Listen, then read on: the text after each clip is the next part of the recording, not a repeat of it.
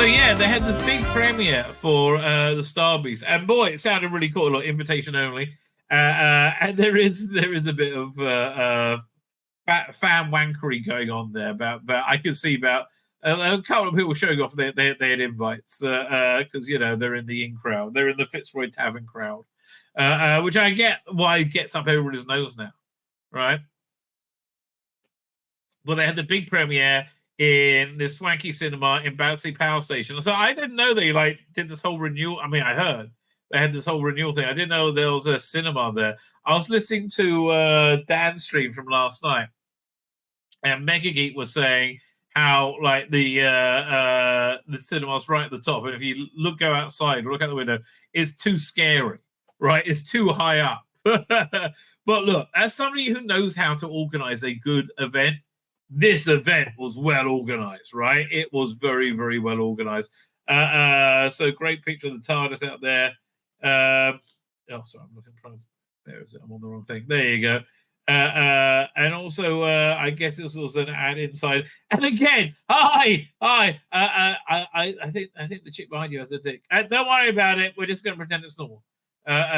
So you have the actual Meet the Beep was there.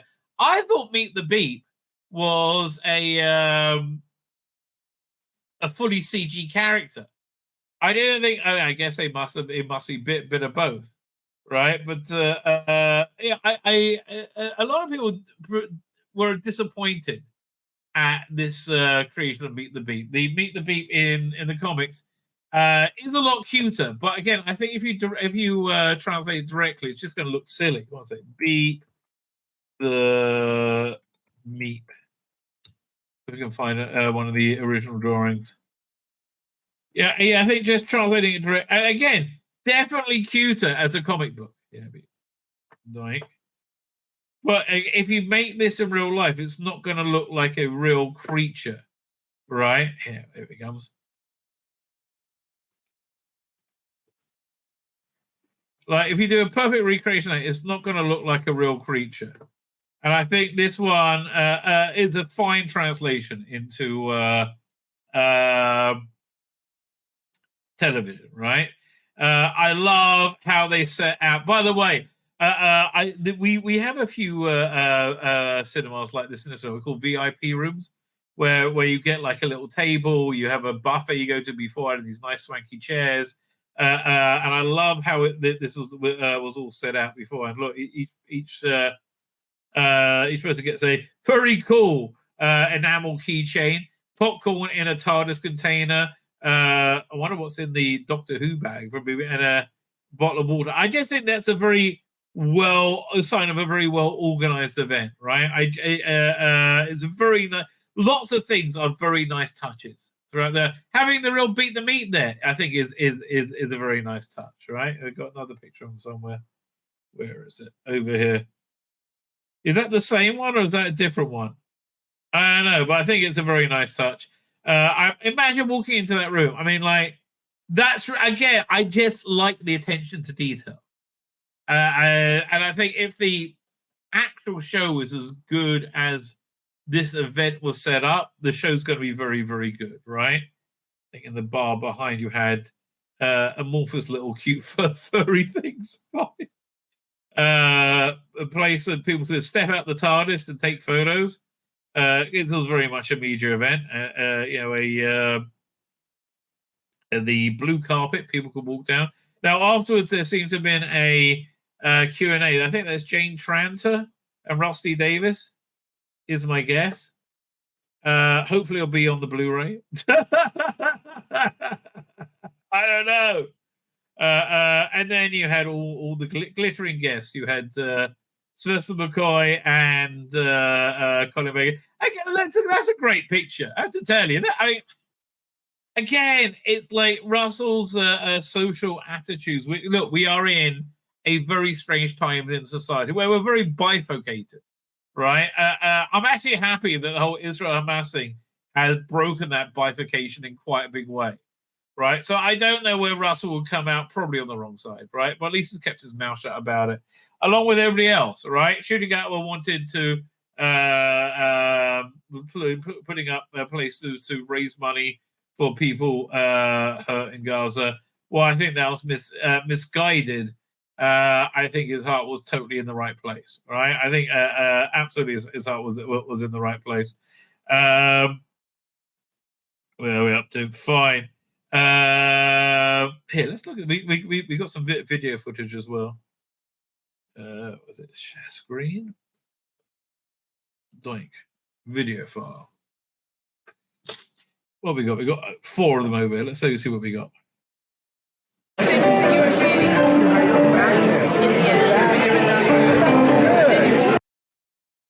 Well, I hope that didn't sound like Matt Murray Gold. Hopefully it wasn't. That would have been cool. If you walk in and Murray Gold's tinkling the ivories. That would have been cool. Okay, just going straight ahead for me, please. Oh, nice to see you. Okay. And of course, we're going to have lots of news stories from this because it was a big press media event. And again, very well organized one. I'm very. Please, no approach. I love that. So I remember when, and again, I never saw any footage of this, which is a real shame. The the premiere of Rose. For that, they had a Dalek come in, I think, and because by that time they finally signed the Dalek. All right, when they're filming Rose, they didn't have the rights for the Daleks, right? So they had a Dalek come in, and you had like a whole army force of people like come from the ceiling, like a SWAT team, and fighters shoot at it, and put on a whole show. That sounded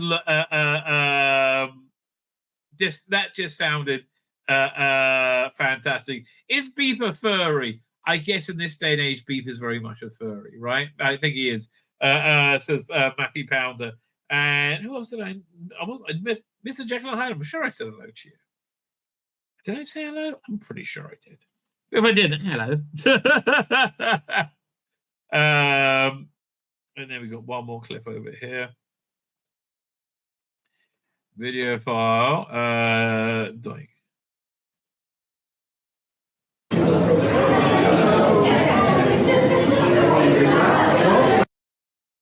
There you go. So you got the costumes. Look, I didn't find that exciting. But anyway, look, you can't. It might be shit. It might be full of Rossley Davis's weird wokeness, right? Maybe it is. But you know he loves Doctor Who, right? And Sylvester McCoy wears that waistcoat whenever he can. He looks very spiffy there. And that's what's the bloody name? Whatever her name is. That's who's the apparently a unit person, I think. So that's something like that. Oh, I just turned my do not disturb on. I don't want my do not disturb on. No, I just turn it on. How do I do that? Oh, off. So how do I turn it off? No, I want it. No, off. I think I turned it off. I mean, I don't know who would be disturbing me. So who are all these people? There's Jane Tranter and Julie Gardner, Jane Tranter, Phil Coulson. I don't know who what's her name? Sylvia, and is that the new producer? I can't remember his name, but there's a new producer as well. The 3 who rule as one are now 4 who rule at one. Some other person. If you work it out, that's fine. Rossley Davis mucking for camera as always, as he's very good at doing. Right. Sylvester's looking very, very swish, if I may so. And that PA got a lovely ass. So everybody's doing quite well. I mean, the young lady one, obviously. The young gentleman may also have a lovely ass. I don't know. God, look, Sophie, darling, I understand you've got a gay son and you want to support the trans thing, but you're not trans, darling. Give it a bloody rest. Oh, and when you wear a question mark sweater, if you're really going to go for it, right? But yeah, look, I mean, see, this is the problem with the trans thing. It's just all the time, always in your face. Yeah, I understand you're supporting your son, who's a drag queen. Okay. Maybe bringing a kid up in showbiz wasn't the best idea. I don't know. Maybe that's not going to lead to his ultimate happiness. Anyway, who else we got here? A bit of Katie Manning and Janet Fielding. God, you know what? I would like to hang out with Katie Manning. I wouldn't like to hang out with Janet Fielding, right? Because like she's very opinionated, and a lot of opinions are just buffoonish, right? So, sounds like a pain in the ass.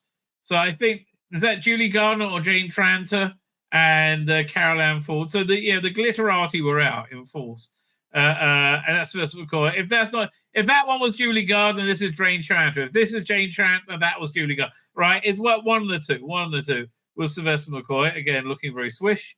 It's Murray Gold, isn't it? And Murray Gold and Katie Manning. Yeah, Katie Manning sounds like she'll be a blast to hang out with, right? Sophie, darling, it's just it's a bit much. I mean, like, I don't know. Maybe you aren't trying to be up the non-binary thing. Maybe, I don't know. It's always being shouted at me. This would have been cute in 2015. Now it just annoys me. Speaking of things that just annoy me, Crystal D was there as well. And then her show always, like, I didn't watch any of her shows, but like they always annoyed me, right? Always annoy me. Why? Because they're annoying, right? It's not rocket science. So that looked like pretty fun, right? If that wasn't enough, we also had this. Hang on. I shouldn't turn that screen off so quickly. We also had this drop as well, which I imagine enraged the people at Bad Wolf no end. Season streamings from Disney Plus. Now, did they say Christmas anywhere on this? Everything's a holiday special. You got Lego Star Wars holiday special, High School Musical holiday special, Guardians of the Galaxy holiday special. That was actually quite good. Hawkeye, nah, piss off. Godmothers, no. The Muppet Christmas Carol, well, even Pure Evil has good things. I like the Muppet Christmas Carol. I mean, look, it doesn't get much better than Michael Caine as Scrooge, especially now it's going to be in 4K. Seasonal shorts, Groot's Day Out, Pupil, Pluto's Christmas Tree. I have to tell you, one of my happiest moments ever in my life was when we went to Disneyland for Christmas when the kids were young, about 10 years ago. Oh man, it was awesome because we were waiting for our seating in the restaurant. We always order kosher food ahead of the time. But beforehand, you had all the Christmas decorations were up. I think this was Christmas Eve, maybe, I can't remember, or maybe the 23rd. And there was a big Christmas tree with all presents on it. And Pluto, right? The guy in the Pluto costume kept trying to sneak up and sneak one of his presents. I'm like, oh, that's so cute. That's so cute, right? And the waitresses were like, Pluto, no, you got to wait till Christmas morning. That was really fun. Anyway, through all this, the Santa Claus season 2, how much they pay? What's the name for that? He did very well.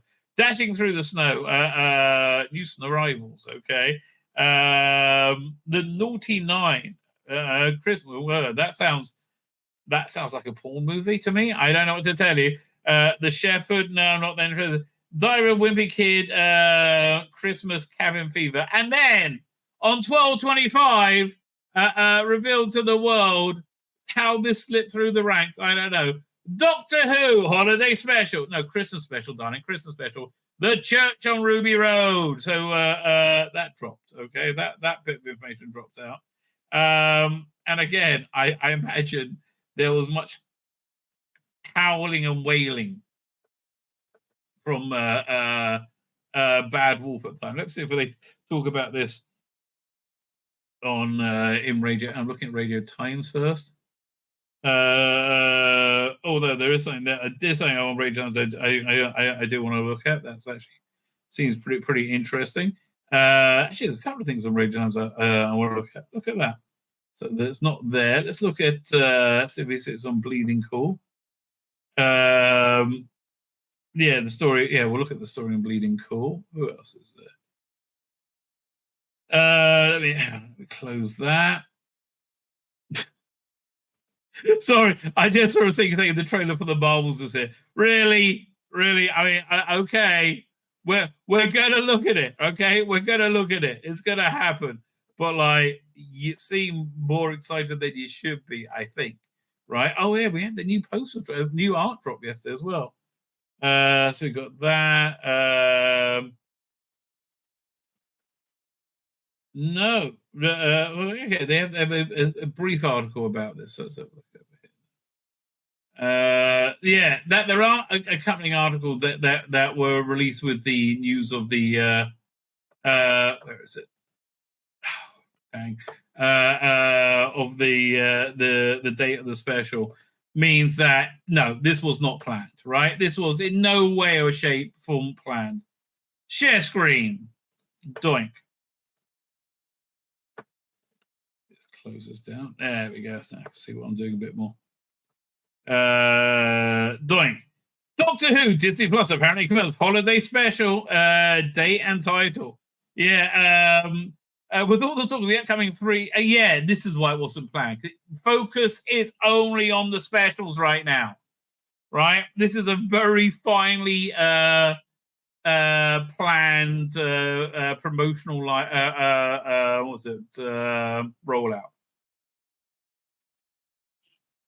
Let's not. We'll also focus on the three episode 60th anniversary event. Let's not forget that the showrunner Rusty Davis, BBC, and Disney Plus Doctor Who will be kicking off a whole new series of adventures sooner than you think. But it won't begin with the series of adventures in 2024.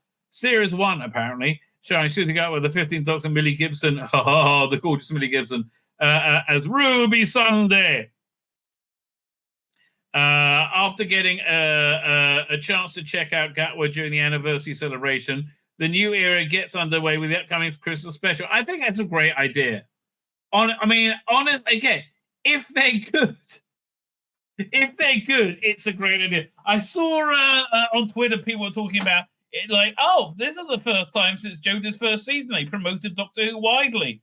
Yeah, there's a reason they didn't during the Jodie era after people first saw her, because she was shit, right? She was unbelievably shit, and everybody knew she was unbelievably shit, right? There wasn't really a question how unbelievably shit she was. She was unbelievably shit, right? And I say that, in a very loving way. But she was unbelievably shit. That's basically since the first season, they just really wanted to hide her to a greater extent, which makes me like really curious about the like how prominent she is on how prominent she is in the iPlayer channel, right? My guess is this, by the way, and Dan disagrees, right? But I would have thought all this emphasis on the classic era is because, and again, I'm just thinking practically, the classic era has to launch with the Disney Plus launch, right? And that's the only way it makes sense to launch this thing as a package, right? So because I think the reason they don't have access to TARDIS Tales is, other than maybe they didn't budget for it or pay for it, but I think they probably did. It looks reasonably cheap, right? And it came out from Bad Wolf, I believe. It's because they don't have access to the classic series. So whenever Shooty launches is going to be when it comes off BritBox and goes on to Disney Plus, right? So I reckon the hub is going to be. I wonder what else it'll be. But I reckon the hub will be classic Doctor Who and 2023 onwards. And then in 2024? Is it 2024, 2025? When it comes off HBO Max, will go the current era will go on Disney Plus, and I guess they'll get a bit of a relaunch for that as well. All right, that will be my guess. And they keep saying spin-offs, but they haven't told us anything. But I tell you, so far, Whovember has been pretty much delivering. I think. It took me a little bit. Am I excited about the Daleks? I'm really excited about the revamped Daleks, the colorized Daleks. I want to see what they've done. I'm curious if they're going to be in widescreen. My guess is yes. Right, widescreen HD.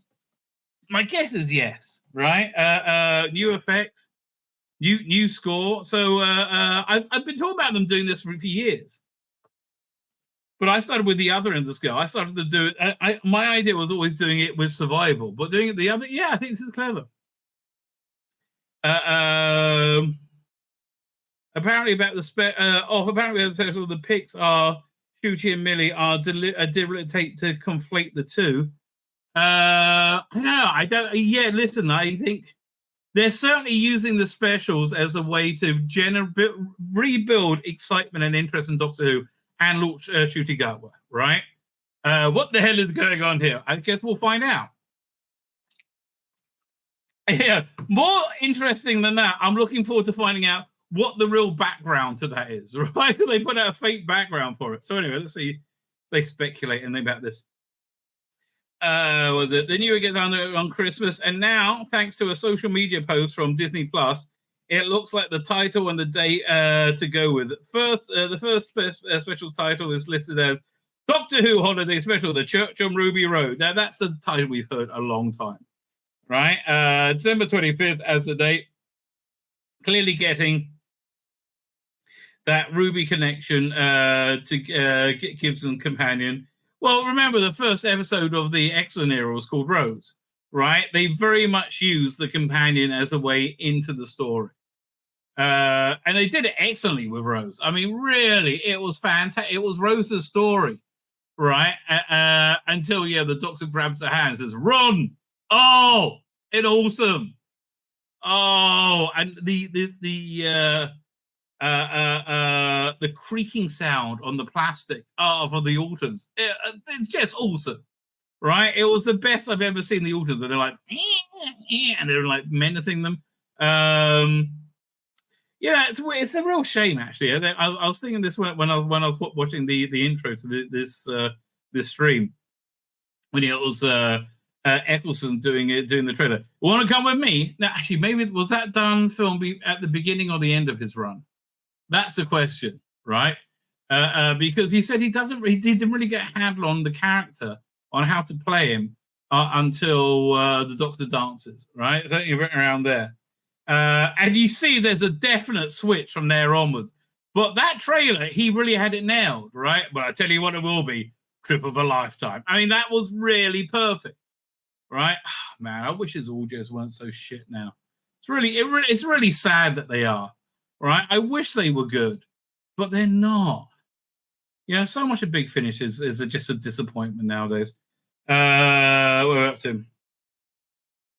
So where we're the Kitchen Gibson, but now it's running as a holiday special instead of Christmas special. Could the title change strictly for Disney Plus as a way of observing all holidays? Probably. I mean, look, they're going to call it a Christmas special. I mean, they never call any of them a Christmas special. I mean, unless they had Christmas in the title, right? You had Christmas Invasion. What's the second one called? Runaway Bride. Right. You don't. It's Voyage of the Damned. You don't actually. Yeah, let's do a quick list. Doctor Who Christmas specials. And we just knew they were Christmas specials. Keep in mind. You know how many times they said the word Ewok in Star Wars? Right? None. In Return of the Jedi, none. So Christmas Invasion, okay. Then we had Runaway Bride, Voyage of the Damned, Next Doctor, End of Time, Christmas Carol, Doctor Widow and the Wardrobe, Snowmen, Time of the Doctor, Last Christmas, Husband's River Song, Return of Dr. Mysterio, Twice Upon a Time, right? Resolution, these aren't Christmas specials. Resolution, Spyfall, fuck, that was a cheap cop out. Revolution of the Dalek, Eve of the Dalek. Oh, God. These are all such shit. But yeah, listen, you don't need to have the word Christmas in there. Where are we up to? Doink. Here's a look at it. Here's a look back at Marigold Sagunaka, but who gives a shit? Fine. So yeah, it's a looks like they dropped this Return on Christmas Day, which surprised me. I thought it'd be dropping earlier. I guess if you got Doctor Who on the 2nd and the 9th of December, then okay, you might as well wait for the 25th at that point, or maybe the 24th. There's a lot of time they could have done it, right? So we got a time and date for the colorized, but it's more than that. If it was just a colorization of the Daleks, I'll be far less interested.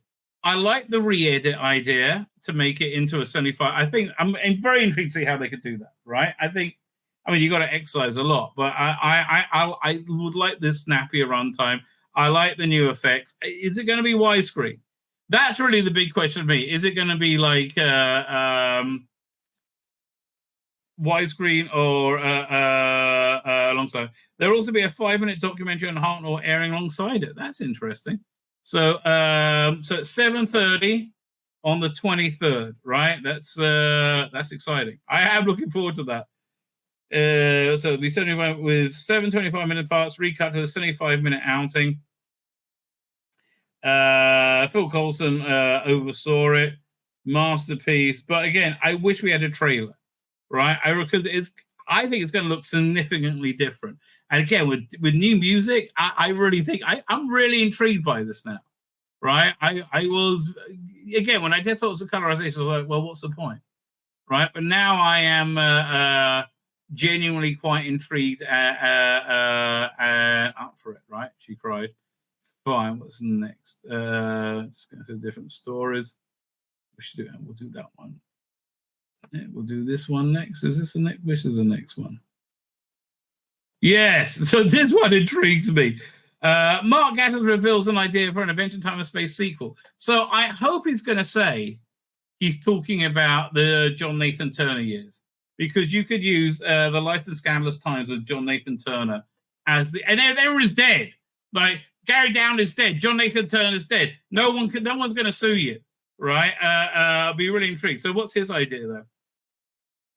He pitched a sequel to the docudrama Invention Time and Space, and we're fully on board. So the writer who penned Doctor Who Unquiet Dead, Night Terror, Sleep No More, was also described. Yeah, we know. Chatting reflected the origin of everything. That's always been an interesting. The other thing is the show in crisis. So the documentary about Trial of the Time Lord is an absolutely fascinating piece of work because it's so full of what's and ifs and conflict. And again, I think Eric Saber comes out of this the worst, right? In hindsight, after looking at this really closely, here's what I think really happened. There's a few moving parts, but I think Eric Saber was getting more and more fucked off with John Nathan Turner, right? He could see that in season 21. He's like, well, what? You want the Sea Devils? Who? For what? It just seems stupid. Right? Daleks, well, I guess. I don't know. And he was just getting annoyed with it, right? And then they cast Colin Baker, and he was like, well, he's ridiculous. Why would he be the Doctor? Right? Really? What? And then he saw the costume, and he's like, fuck this. Fuck, I can't work with this. And you can tell, season 22 was... but it lacked consistency, right? I think what ran through the whole thing is Eric Saber didn't know how to juggle the laundry list of stuff that John Nathan Turner gave him, and he got really fucked off. He should have just moved on, but he liked them. It was a steady job, so he stayed. And he stayed through trial time, but he was getting more fucked off. And then when Robert Holmes' script was rejected, that was when he snapped, right? But I think it was a reflection of the disintegrating working relationship between Eric Sayward and John Nathan Turner. At the same time, John Nathan Turner was being stalked by the top floor of the sixth floor, is it, of the BBC. Now, I think Michael Gray came off very well in his interview the season 20 True Blu-ray. It had an hour-long interview with Matthew Sweet, and the points he made were bang on. Right, it was filled with violence that was unnecessary, and the violence was there in lieu of ideas. It's like today, they do what's the word? Diversity, right? Diversity when they don't know what to do, right? When as a replacement idea, and he's absolutely right. I would love Michael Gray to sit down and review not Trial Time Lord. Remembrance of the Daleks, the first episode, because I think he would look at it and go, "That's objectively good. I will put that in a stronger spot on BBC, and I'll give that more money." Right? I think he would look at it and go, "That really is objectively good," but he never saw it. Right? But that would be a fascinating thing. I would love to hear his review of it, because and it was that came out after he left. So if so I would that would be fascinating. But yeah, listen, I'd like to say it's a strange thing to say, but the darkest hour of the show would definitely make interesting drama, wouldn't it? I mean, the personal conflicts, the professional conflicts, the resignations, that's the one, isn't it? I suppose out of the darkness again comes light, of the rosy future, something to look forward to. There's something very moving about TARDIS tells of the TARDIS rounding all that out. An Adventure in Time and Space, which is returning, which showrunner has said is going on its way to iPlayer as part of the launch of the Whoniverse star David Bradley as the late William Hartnell, and that's basically how he ended up being in more Doctor Who. And it was that David Tennant said, "Well, you can have him back as the first Doctor." And Moffat went, "Oh, that's a good idea. We could do that." He's also been talking about unit spin-offs. Doctor Who Stephen Moffat, Unit would be an obvious choice for a spin-off. Yeah, it would. But I just find Vanessa Redgrave really unengaging, right? Really genuinely unengaging in the role, right? It's it's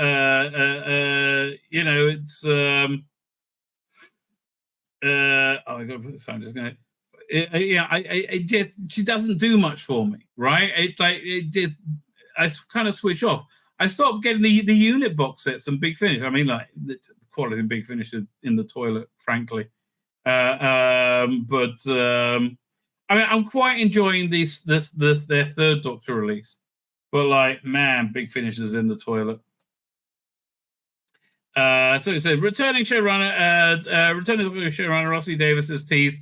We've got a spin-off to look forward to. With Tales of the TARDIS recently gracing the screens, we can't wait for everything else in store. But what exactly could they be? Fans certainly have their theories about what it is. I do think it's something that's going to grow organically out of what the new series is, like Torchwood. Torchwood was a organic growth, and Sarah Jane Adventures out of the main series. So now former showrunner Stephen Moffat has weighed in with his own suggestion that there's one obvious choice. It's tough with spin-offs of Doctor Who. He says exclusive Radio Times. I like them. I have a slight suspicion that the thing that's best about Doctor Who is that Doctor Who's in it. Right? You don't improve Doctor Who by taking Doctor Who out of it. Said the writer Blink. I think the one that really had the most potential to do a few seasons of, like, I think a few seasons, like 3 or 4 seasons, was the Paternoster gang, right? I think that really would. I think that really would have worked. I would have met a mainstream audience if it was done right, right? But Moffat was busy doing other things. Weirdly enough, hasn't interested me on Big Finish though. But yeah, look, I watched the first episode of Class because Capaldi was in it. Wasn't interested from that moment on. So no, there's loads of things you could do, loads of ideas in Doctor Who that are good enough for their own show. That's the truth. The obvious one is Unit. Why not just do Unit? Well, I was always half tempted to do Jenny and Vastra solving crimes in Victorian London with big swords, and I thought that would be quite fun. Yeah, right. I never got around to it because I was kind of busy. Exactly. I think if he could have done it, the BBC would have said yes, yes, or maybe not the BBC at the time. They had their heads up their asses. Although it is a lesbian-led female drama, a female-led lesbian drama. My favorite one they've done so far is Sarah Jane Adventures because it did the thing you actually have to do, which is just address a slightly different audience. Yeah. That's actually a really good point, right? I think Torchwood as well. Sarah Jane Adventures did a kids audience, Torchwood did the adult audience, and Doctor Who brought them all together. Doctor Who is a kind of childish program, but Sarah Jane's Adventures was a children's program. Yes, and that's a very big difference. And that's the kind of sort we don't make anymore. Well, that's a shame. Really, do they not? I think we should, and I thought it was lovely. It's a real shame they don't make those anymore. But I'm sure whatever Russell comes up with will be the right ideas. I still think he's show running a spin-off. I do. It shows entering its next phase. He said, so I thought with no criticism, whoever whatsoever towards the people who were running at the time, because they were running it within the BBC's measures. It was time for the next stage of Doctor Who. Yeah, fair enough. I thought the streaming platforms are ready. The spin-offs are ready. I always believed in the spin-offs. I did Torchwood. I did Sarah Jane. Yeah, this is Russell Davis talking. Yeah, look, he did the Marvel Universe before the Marvel Universe. Yeah, you cannot argue with that. Other bit of news I wanted to look at. We got another new piece of artwork, right? And that's a bit of a corker, if you don't mind me saying so. Lee binding, really nice, right? This is here. Can I? Here, let me download it so we can look at it in more detail. Because there's a lot going on here, right? There's a lot new going on here. So in fact, I nearly used this as the basis for the thumbnail, but then I was like, yeah, but Millie Gibson's hot, right? Millie Gibson's super hot. It will be a shame not to. Like, share screen. Doing. Fine. So yeah, Mom, I got a dick. Okay, but like, okay, fine. I just got to ignore it, right? It's too weird. I like the playing cards. That the playing cards motif going through it. I like the feeling of helplessness that they're in trouble. Wraith Warriors look great. I think Wraith Warriors actually look better than Beat the Meat. What else do we have? We have a new costume for the toy maker, which I like a lot. Is there a bit of a tash there as well? I can't really tell. I think Neil Patrick Harris is going to be great as a toy maker. I really do. Beat the Meat ship. And this is from the Wild Blue Yonder ship. Wraith Warriors looking freaking awesome. That's the TV from The Smile, which is the first transmission of Logie Bear Treasure. And now it's really interesting. The last thing Rusty Davis did was Nolly, where he asserts, and I'm sure he must have a reason for asserting it, that Nolly, who ended up Noel Gordon from Crossroads, was the first color, the model for the first color transmission. I wonder if that's true. This robot interests me. I'm intrigued to know what this whole thing is about. This is Wild Blue Yonder, isn't it? So yeah, look, I mean, it looks like Great Doctor Who with a man with a woman with a penis in it. So okay, which again, call me a weirdo. That just distracts me a little bit. It does. Fine, let's go back to Doink. But yeah, look, honestly, that is a great piece of artwork, right? It's an absolutely fabulous piece of artwork. Fine. What's next? Did that. Oh, look at that. Let me close down the windows of things we've done. All right, we've done that. Oh, yeah, so this is interesting. Doctor Who Legends confirmed the 60th anniversary radio program. Okay, when's this out? By the way, they have the Talking Doctor Who documentary. And I have to believe that they're going to, when they have access to the classic series, they're going to use that for Disney Plus, right? You have to believe that's going to happen. Like it was a, what was it, BBC 3, BBC 4 program, where it's basically David Tennant as a talking head, talking through a bunch of clips of Doctor Who, all of which I found a little bit dull because I've seen it before, right? I must have fallen asleep through it because, again, I saw on Downstream they're talking about they had the raw footage where Tom Baker films his regeneration. And that's a sign of I thought it was quite dull because I fell asleep during it. But again, all this thing, that and the TARDIS cells, seems designed to introduce new viewers to classic Doctor Who, right? So I can only assume the big launch on Disney Plus is going to have classic. That's what everything seems to be indicating right now. And it seems to be weird if that's not the case. Fine. So where are we up to? So Katie Moffat and Stephen Moffat will be among those interviewed for the 60th anniversaries of Friends and Foes. Yeah, that sounds cool. I got some great little documentaries. There's one by Mark Gatiss called From the Outside. It looked like an ordinary police phone box. Ordinary police box. That's a great little documentary. With the 6th anniversary first appointing, so that's going to be on Sunday the 19th at 4:30.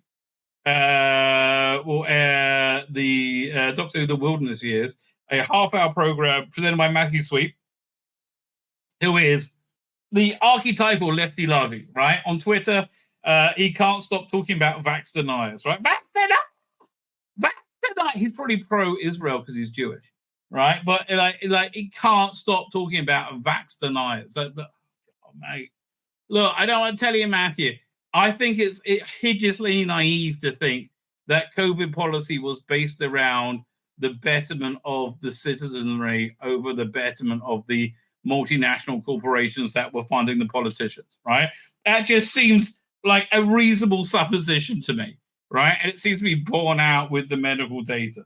But I don't understand why you get so uptight about it, unless you're so uptight about it because you were proved wrong, and people just get crazy when they're proved wrong. And it's not a big deal. Nobody knew what was going on at the time.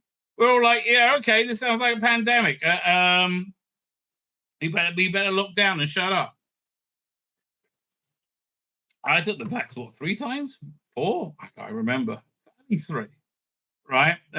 It'll be followed on Friday the 24th at 9 p.m. By Doctor Who 6 Years of Friends and Foes. So I won't be able to listen to it till Saturday, I guess.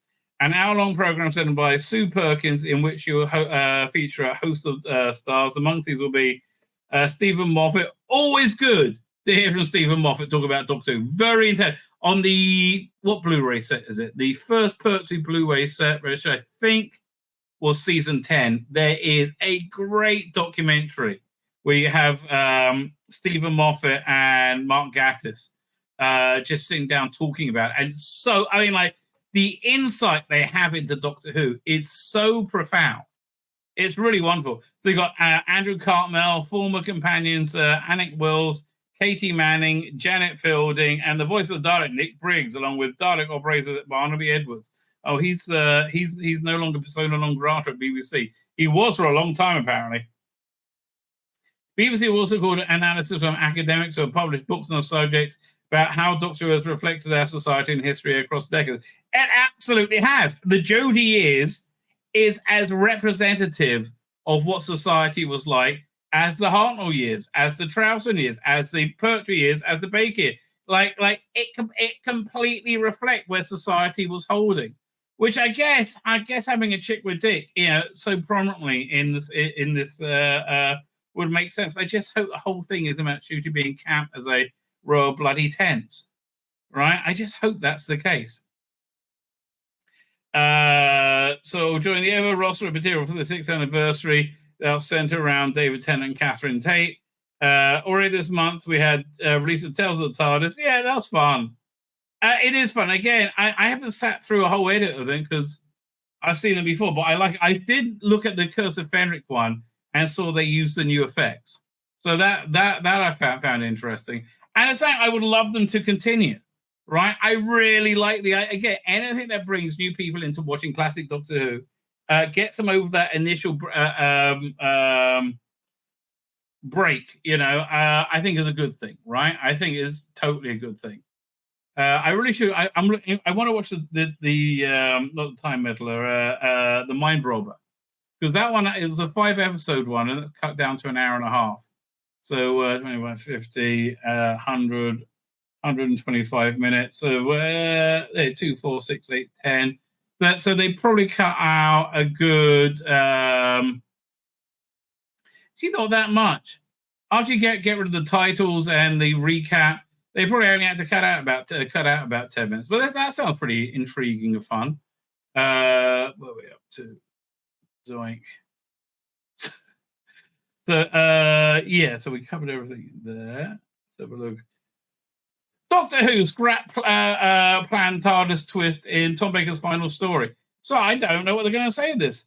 The concept for the TARDIS cloister room was initially hugely different. I did not know. Okay, I'm fascinated, right? So where we are, the Doctor Who fans patiently await their first look at the 14th Doctor's brand new TARDIS interior. Production manager, we are right here. Let me pull up. I think will we have time to go over this interview? Probably not. Pocket Mags. Let's have a look. And on next show, the new Doctor Who magazine will be out, and we will be going over that with a fine-tooth comb. We'll probably review SFX magazine, nothing else. Start here. Continue from this page. Where are we up to? Actually, there was. Where's the picture? Yeah, so again, apparently this is the new TARDIS interior. Looks a bit Spartan, doesn't it? It just looks very, very Spartan. They talk about how much money they put into it. But there was a new wasn't there a new shot of the TARDIS interior? I mean, I just think when the new Doctor Who magazine comes out, which is again on Thursday, that's when the TARDIS interior will regenerate, right? That's my belief. Special delivery. Again, I think this is a fair recreation. Actually, I'd rather read this interview, right, than David Tennant. Maybe we'll get to it. Anyway, let's find out what they were going to do with the TARDIS. So yeah, we're looking at it. But the Thornton revealed that a twist was originally planned for the blue box in Tom Baker's final story. Thornton worked on the Fourth Doctor's story Logopolis and was the first to introduce the TARDIS cloister room. This is fascinating. Okay, I know. He revealed in a twist speaking at the BFI on Sunday, the 4th of November, that we got Underwater Menaces out next week. That part of the panel entitled the TARDIS, the most famous time machine in the universe. Thornton said the cloister room that hadn't been established as a set at that stage, so it was a blank piece of paper for me.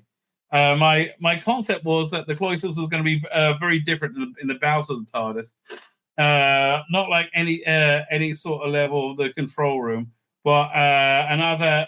And the other ancestors would take the Doctor on a journey downwards. But the budget was so basically it sounds like the cloisters for the Dalek City, right? Where you had the Daleks, the goo was made out of the Daleks. Well, the budget was a problem, really. Great idea, but the budget for the design department on Doctor Who was pretty limited at the time. The cloister room went on to appear in a number of stories. It did? No, it didn't. We heard the cloister bell again. But cloister room? Well, I mean, maybe in New Who. Maybe it was further explored in episodes including The Doctor's Wife and Journey to the Center of the TARDIS. Okay, fine. Fans think they might have a sneak piece of the TARDIS design last month. Well, earlier, what's this? What's this a link to? So where's the sneak peek? Oh, fuck. Really? That's not a sneak peek. Joe Collins teased that the team have thought the design too ambitious and too impossible. I mean, look, they're talking it up a lot, right? I hope we see it in the first one. How about the third episode? Oh my gosh, it's enormous. I mean, it's absolutely beautiful. So yeah, I guess look, at the latest, we are seeing it by what was it, the 9th of December, right? It could well be when he lands, the TARDIS is like regenerating. He can't get out of it. And he can't like Matt Smith had to. That could well be. Really. Martha was ahead of the time. Yes, she was a black lady in Doctor Who. You're right, fine. My name's Tzvi Lebetkin, the Rabbi from another planet. Please like, share, and subscribe, and ring that little bell. Ring the little bell so you're notified when new videos drop.